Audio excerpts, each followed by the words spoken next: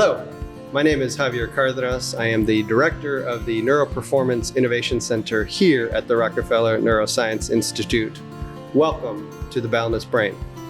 My guest today is Dr. Geoffrey Manley, who, for most of you, would know that he requires no introduction.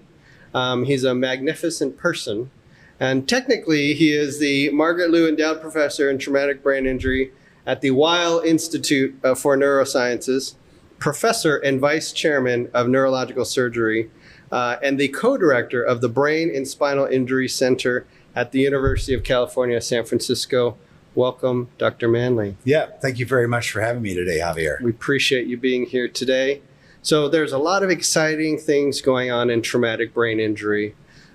What I would like to talk to you about is there's a special program for which you are the principal investigator, a national program and soon to be international program, I believe, called TRACK TBI.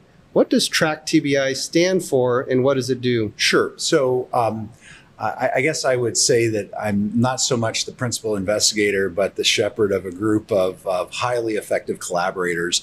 This started back in 2009, where we came together with an understanding that as collaborators, we might be able to make more progress in this field that greatly needed progress than competitors. And so TRACK TBI stands for Transforming Research and Clinical Knowledge in Traumatic Brain Injury. So the goal of this initially was to collect natural history data and to try to be more precise about how we were describing traumatic brain injury and to try to make an environment that would be more conducive to doing successful clinical trials. Because as you know, even though this is an incredibly common condition, that we still don't have any specific disease modifying treatments for today here in 2025. So precise diagnosis. So, I hear all these things about a mild traumatic brain injury versus a moderate traumatic brain injury versus a severe traumatic, and that sounds simply like just three categories of traumatic brain injury. Why is that not precise? Well, let's step back for a second. Sure. Let's think about some diseases or conditions that we've been able to treat over the last 20 or 30 years.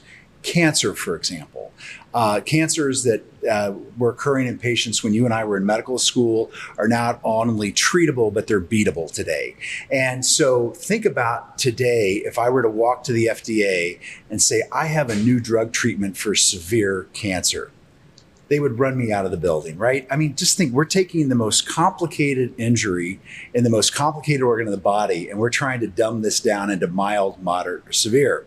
So from a common sense perspective, it's probably not surprising that we've not made more progress. So part of TRACK was to adopt what we call a precision medicine approach, which is what's been highly effective in cancer and heart disease and some of these other areas where we've made big progress in the last 20 years. So the idea is to be more precise about how we describe this condition, to try to find better imaging tools to understand the condition, blood-based biomarkers, which have been very successful over the last decade, and understanding the modifiers that alter the trajectory of recovery. So we really want to get past mild, moderate, and severe. I know that people will be watching this or listening to this that have been diagnosed with mild TBI. And if you have been diagnosed with that and now you're labeled at this and you're unable to work 6 months down the road, 12 months down the road, you're unemployed, there's nothing mild about that. So these terms actually, although we've all grown up with them, they're very simplistic. They're based upon a coma score that was developed 50 years ago. I'm not sure how applicable they are in 2025 to achieving better diagnosis, treatment, and care, and then ultimately good outcome for these patients. A lot of things have come out of this TRACK TBI consortium. One of the most impactful is very recent, at least in terms of a widespread reclassification of traumatic brain injury. Tell us a little bit about that and how it really goes from this mild, moderate, severe classification to something that is more precise and more impactful for patients. Yeah, so we had obviously been thinking about this for over a decade, knowing that mild, moderate, and severe was not going to get us to better treatments for traumatic brain injury. And so large data sets were collected around the world that started to inform us about some of the things that I told you about mild TBI. For example, people that get diagnosed with mild TBI that come to a level 1 trauma center, about half of them still aren't fully recovered by a year. About 20% of the people that were previously working are no longer working. And also on the other end of the spectrum, what we call severe TBI isn't always severe. And sometimes, we look at this, and when we say somebody's had a severe TBI, and I had the privilege of being with some of your clinicians this morning, talking about some people that came into this hospital overnight. And in many places, when somebody gets a label of severe TBI, it's almost like it's basically terminal cancer, and it becomes a self-fulfilling prophecy. So we're really trying to move past these things, not as an academic exercise. Certainly there's an academic exercise to get us to this, but really to classify or characterize patients in a way that's better to treat them. And so what we've landed on based upon all this data is what we call CBIM. So the C is the clinical, which is what we've used for the last 50 years, which is the Glasgow Coma Scale. So the GCS needs to be done in a very particular way, the way it was written about in 1974. And we are now encouraging people, because we've gotten a little lazy and a little lax about how we do it, and we use this composite score. But you actually need to break it down into its 3 components, and also look at the pupils. So this is what I would call, sort of the mom and apple pie, the cornerstone of this. And these are the kinds of things we've been doing, but we need to do them just slightly better. The B is the biomarkers. And so we've seen over the last 20 years, and more recently, there's been some FDA clearances for this. And as you know, you guys just launched this test yesterday in your health system. It's a very simple concept in that proteins were identified that should only be in your head and should not be in your bloodstream. And so when you have a head injury that disturbs the brain, these proteins get released in your bloodstream and allow us to understand that the brain has been injured.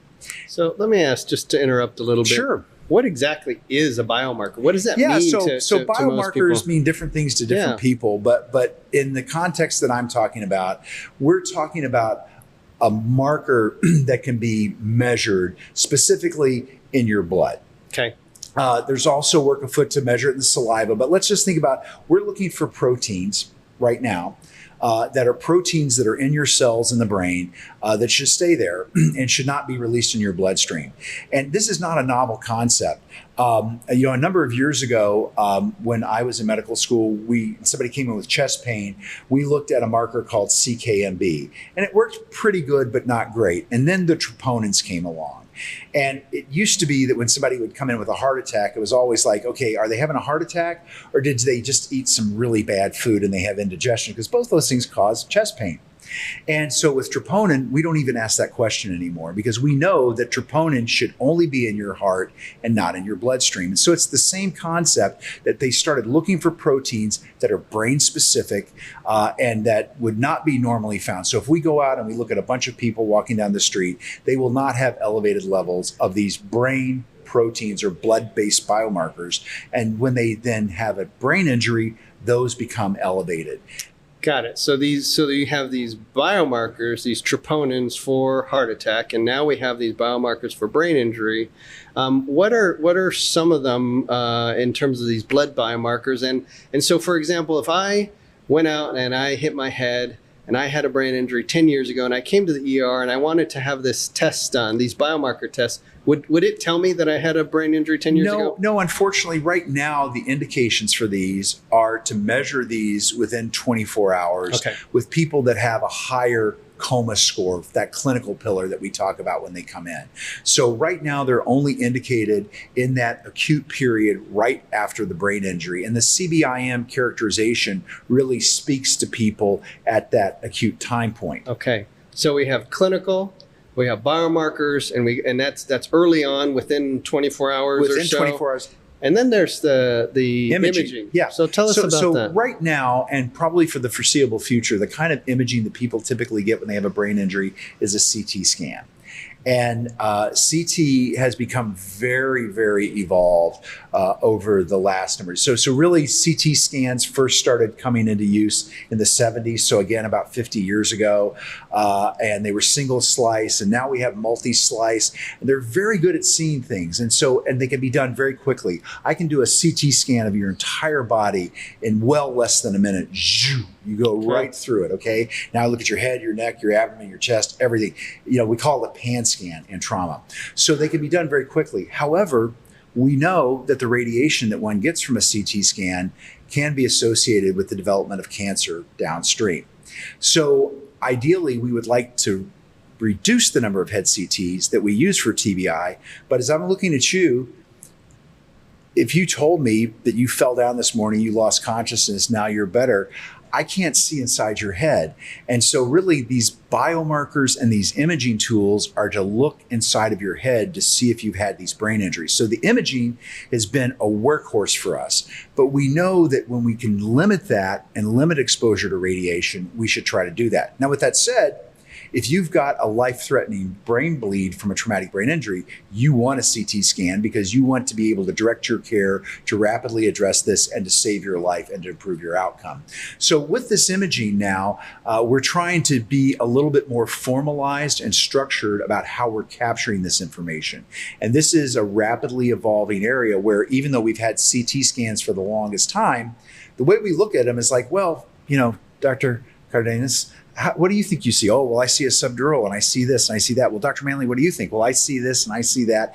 We need to get a little bit more structured, precise, and quantitative with that. And so, we are in an age now of machine learning and AI, and these tools are going to be very good at spitting out results like this that are going to be very accurate, very reproducible. And so I think you're going to see a lot of evolution. We're already using this. I never operate on anybody without a CT scan. So that's the I pillar, and the I pillar is only going to get better over time. Right. So now let's say I'm in a car accident. Right. And a bad car accident. I come into the emergency department, trauma bay or otherwise. They're gonna do the C part. They're gonna do the Glasgow Coma Scale. They're gonna check my pupils, and depending on the institution, they might have biomarkers. And then the imaging is likely going to be a CT scan. Now, if I have a kid who's say 10, are they going to do those same things, or what difference does that make? Right now the test is only indicated for adults. The bbiomarker test. Okay. But for the imaging, yes, they're going to probably scan the kid. They're going to try to get the GCS and so on. And people have asked about the biomarkers. I mean, you guys are pioneering here at WVU in that you're one of the early health systems to adopt the use of these FDA cleared biomarkers. So they are just now entering the clinical arena. And part of that was the partnership between the Department of Defense and specifically USAMDA, which is now called OpMed. This was an organization within the DoD that worked with Abbott to accelerate the development of these tools for our men and women in the armed forces. So obviously TBI is a big issue in the military, and so that's important. So now, because that commitment has been achieved with the military, you're starting to see these roll out into the community. And so you guys are one of the pioneering institutions, but within the next 5 years, these things will be widely available. Okay. So we have clinical, we have biomarker, we have imaging, and then the M. What does the M stand for? Well, so let's think about it this way. The CBI is what the injury brings to you. Okay. So how did it affect your clinical features? How did it affect? Did it cause your blood-based biomarkers to go up? Can you see abnormalities on the imaging? But the M is what you bring to the injury. So your age, your education, where you live, how you're insured, all of these things alter the trajectory. So if we think about the most ideal situation where somebody shows up, they're higher education, they're well insured, they've got a very intact family with like 10 people in the waiting room, you know that this person already has an environment that's going to be conducive to having a good recovery. What about other things like migraines, or if I have a depression or anxiety? Absolutely. What happens then? So think about it this outcome? way. This is what you're bringing to the injury. Yeah. And sometimes people have some of these conditions like anxiety and depression that maybe has just been slightly under the radar, right? Yeah. And maybe they've sort of sensed it, but they don't know it. And what we've seen is that when people have a traumatic brain injury, the incidence of depression goes up dramatically. Okay. People can be more anxious. And so we need to be thinking about that. Historically, what we've done is we've done the clinical, and we've looked at the imaging. Yes. And I think we haven't been holistic, if you will, with how we're approaching this. I mean, some of the things that I think you guys are doing here is really taking a brain health approach, right? Is looking at these people that you're taking care of here in a very holistic way. And I think the M is trying to put the 360 in the whole assessment of the patient to understand that if we can make the clinical exam better, if we can fix the imaging, if we're not understanding about the environment that people come from and what they bring to the injury, as you said, like depression or people that have migraines. Traumatic brain injury makes migraines worse. It doesn't make them better. And you need to know that, because I need to be starting to think about, you need to think about treating your headaches and get on top of that, and maybe a different approach than somebody that just has a skull fracture.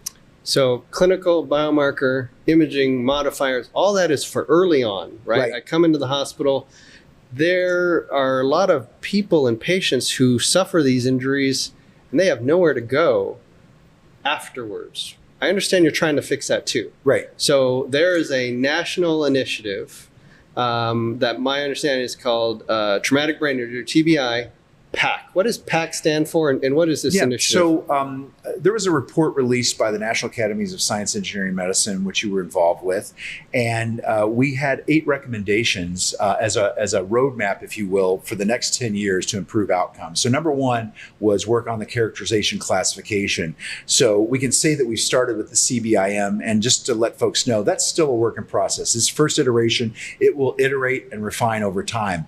Some of the other recommendations really referred to this problem that we saw in TRACK and we've seen in other large observational studies, which is that very few people get follow-up from traumatic brain injury. You know, an area that you've been a pioneer in, which is really sports traumatic brain injury. I mean, think about it. 20 years ago, we looked at this like an event, not a process. And so we weren't paying as much attention to that as we should. And it's the same thing with what I would call community-acquired TBI. People would come in with traumatic brain injury, and we were like, oh, well, they had a TBI. And we never thought about the process. And so as a result, people really rarely were being followed up. We saw that very few people that we enrolled at 18 of the best trauma centers across the country were getting any kind of follow-up by 3 months. So that really begged the question, well, what are we going to do about it? And you and others have been very instrumental in helping us to think about, what does a system of care look like for these patients? These people need follow-up. And when we say these people, what do we mean?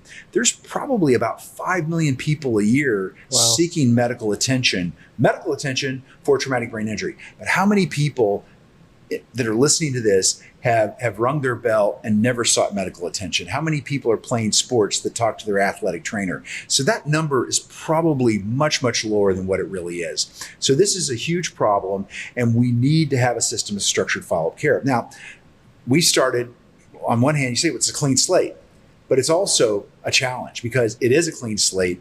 And I think none of us really know exactly what to do. I know that you've been taking care of patients like this for over a decade, and you have a lot of practical experience and a lot of knowledge that you're bringing to this that's helping the effort. So what we're trying to do right now is that we're trying to set up an early network of probably somewhere between 6 and 10 sites around the country, which you guys are going to be one here at West Virginia University.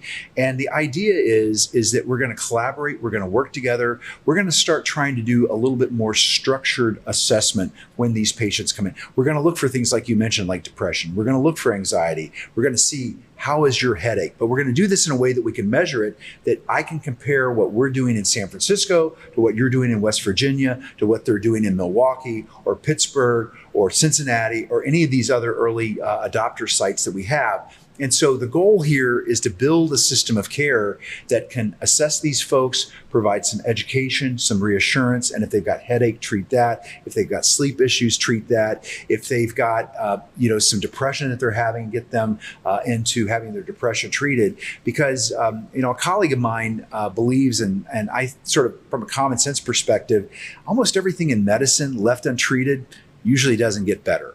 And so to have these people with brain injuries and to leave them untreated, probably not a good idea. So together, we're trying to work on this and see about early treatment, early intervention. We want to get people back to work. We want to get them back to their families, back to who they are. We can't always make everybody perfect, but I sure believe we can make people better. Now, these are supposed to be multidisciplinary, comprehensive programs. What is multidisciplinary care mean? Yeah. Well, think about it this way.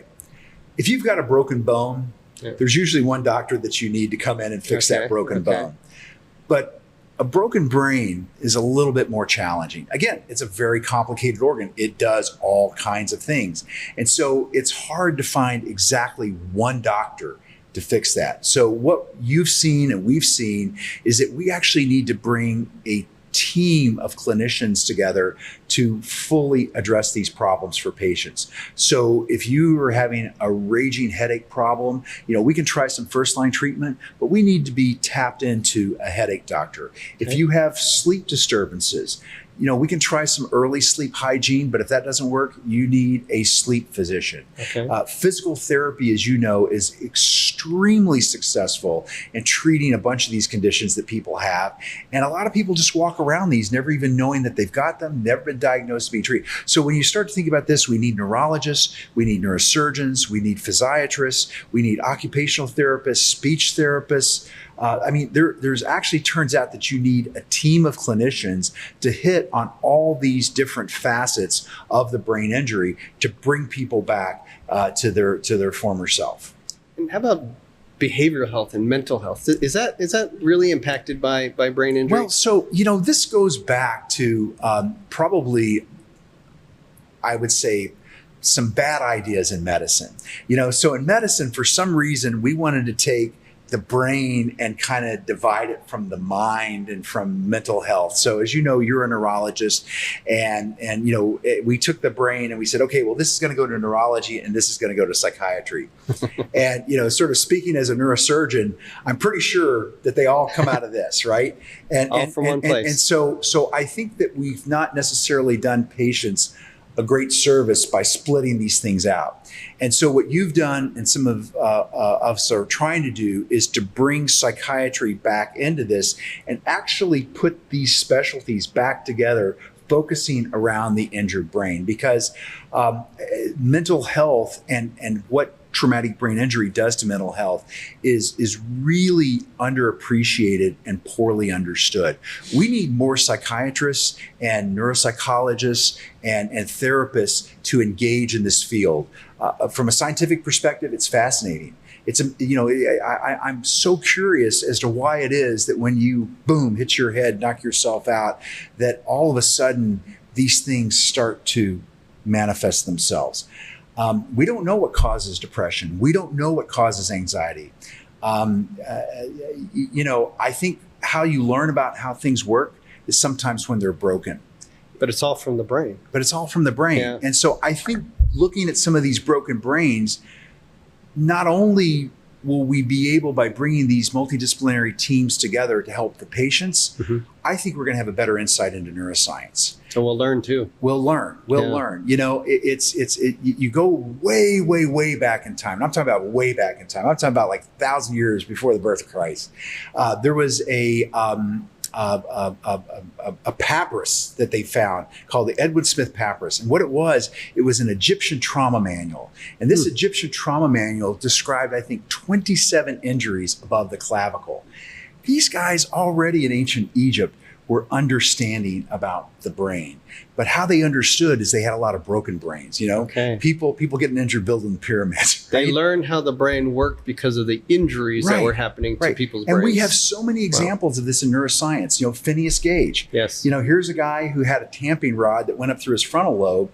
And then we realized Phineas Gage was no longer Phineas Gage. And it was really our first insight into how the frontal lobes make us, the people that we are today. And so I really believe that by understanding these broken brains, we'll have a deeper understanding of neuroscience as well. So you're currently in San Francisco doing this incredible work around the country.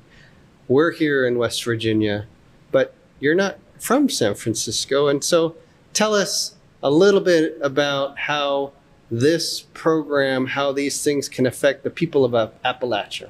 Yeah, so as you know, I'm originally from Kentucky. My family is from Appalachia. We're from the foothills, not the deep, dark hollers, but we're from the foothills. And I have a great passion for the region. When I was a kid, I couldn't wait to get away. And the older that I get, the more I want to get back. And so I think that there is a population of people in this region that have been overlooked. They've been marginalized. And I think towards the end of my career, I really want to make an impact here. And that's one of the reasons why I'm so happy being here today, because there's no state in the United States that's more situated within Appalachia than West Virginia, the entire state. And so I think there's an opportunity here to really help out these people that probably, if we looked long enough, I'm related to some of them. So that's just the way it works around here. Yeah. But I think it's very important to think about this region. As I said, it's been overlooked. There's a lot of trauma here. There's a lot of people doing things, riding ATVs.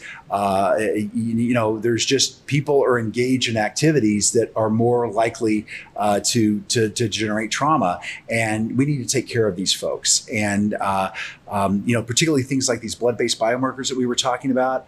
If we had a test that somebody in the far southern part of West Virginia could get a test that they didn't have to be transferred all the way up here to Morgantown, and we could observe them from afar safely and know that they're going to be okay, what would that impact be? Because when those people get brought here, then their families have to come up here and get them. Look, I've driven those roads, and it is a long haul, and not everybody has great transportation. I happen to live in an area where people make a lot of money, and it's pretty affluent. And I also come from a community where none of my relatives have a lot of money, and I know the challenges that people face in Appalachia. So I think some of the things that we're doing is to bring better healthcare to this region, to think about things that are Appalachian specific. We don't think about that, and we don't think about people live in areas where there's still no internet. You don't have a T1 high, you don't have basically fiber optics coming into your house. Right. You're stuck someplace, and even your phone reception may not be good. So I think it's very important that we continue to think about these folks. This is the region that was really the first Western frontier. We wouldn't have an America if it wasn't for the people of Appalachia, and we owe it to them to take good care of them. Well, we can't be more grateful to you for the work that you're doing to come from Appalachia, to go to San Francisco, do this amazing work for the country, and bring it back to the people who deserve it most. So thank you. And thank you very much. And I just want to be clear to all my relatives. I was fortunate to grow up in Central Kentucky, but I spent all my weekends and summers up there. And so culturally, I'm very tied to the area and really want to make a difference. Well, thank you again. My guest has been Dr. Geoff Manley. He is a world-renowned from our area and doing amazing things. Thank you very much for being here on the Boundless Brain. Thank you for having me.